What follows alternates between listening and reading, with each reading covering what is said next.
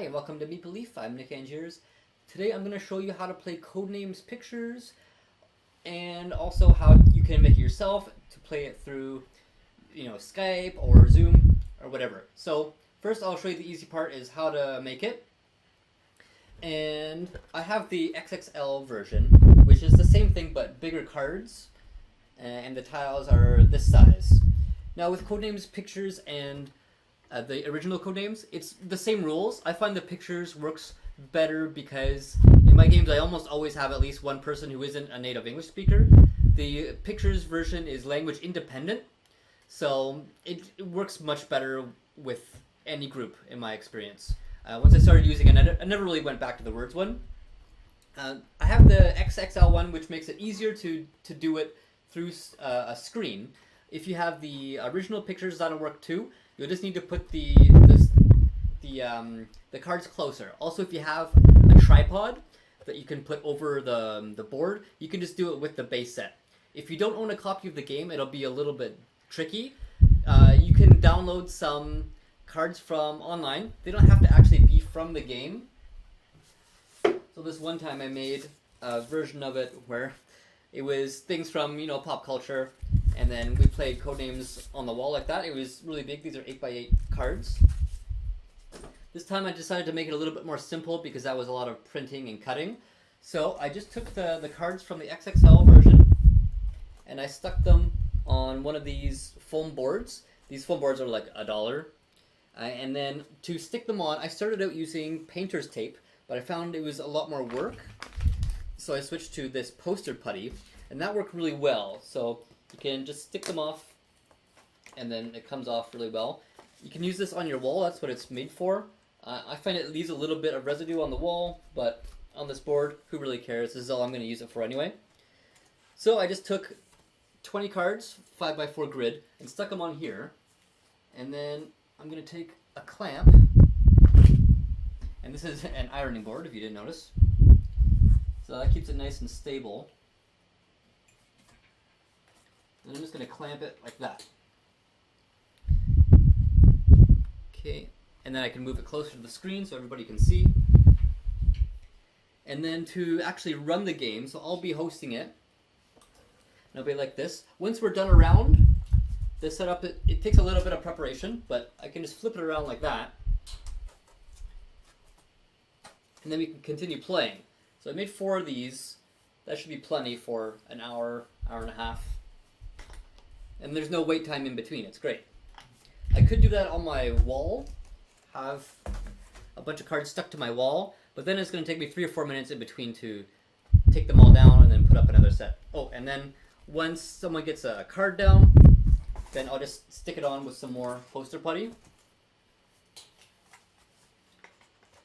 So yeah, I should just leave it here while I'm teaching you how to play. So that's how I did it. Very simple.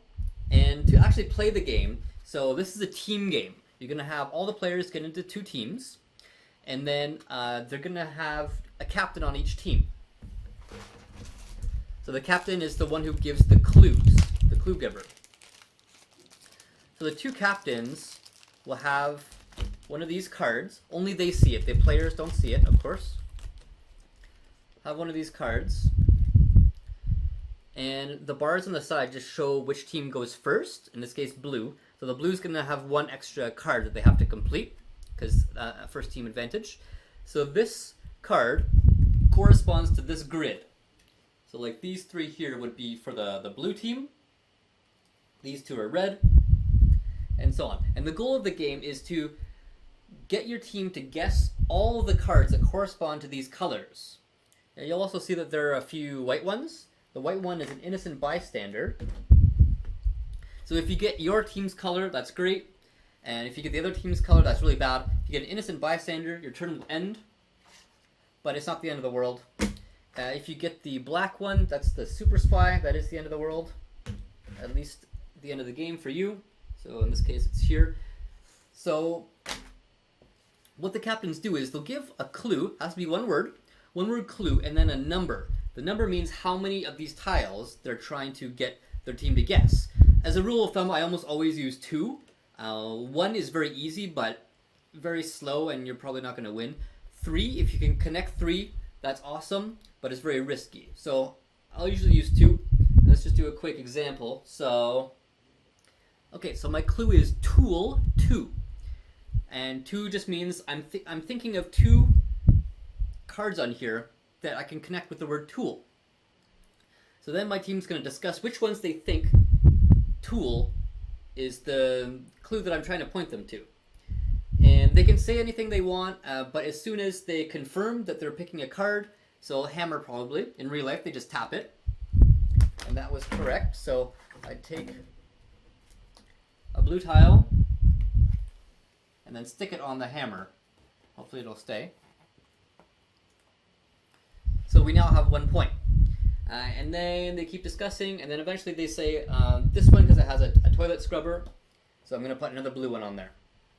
Now let's say for some reason they picked this, what's that called? A scythe. That's kind of like a tool, right? But that's not what I meant. So that is actually, that's also a blue, which is good. So I could have said tool 3, but then I run the risk of them picking something else, like a rolling pin, which is red. So they keep going until they've reached the number that I said. I said 2. So once they get to 2, they can actually take one more guess than the number I said. Or they choose to pass. If they get 1 and they're really not sure what the other one is, then they can pass, and then the turn's over, and they didn't run the risk of giving points to the other team.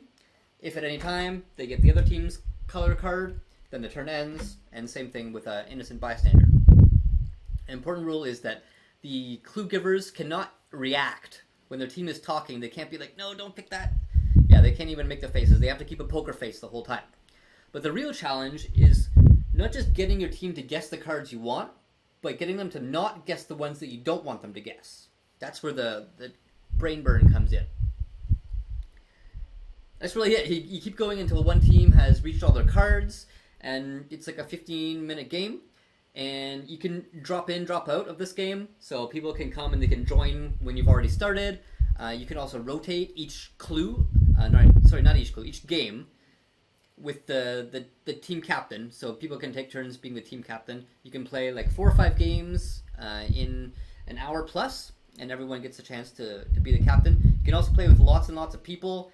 I've seen this game played with 6 is great. You want even numbers, but it doesn't have to be even. The teams can be slightly skewed, and it won't affect the game much. But you can play up to like 20 people, no problem with this. So it's a really good casual party game. And really only the team captain has to be really invested. Other people can kind of just be passing by and then try to guess one clue and then go mingle. So it's good for parties and that kind of thing. And we're going to try to do it online.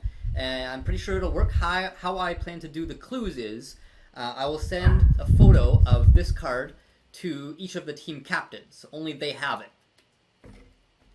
And that is how you play Codenames Pictures. Thanks for watching and happy gaming.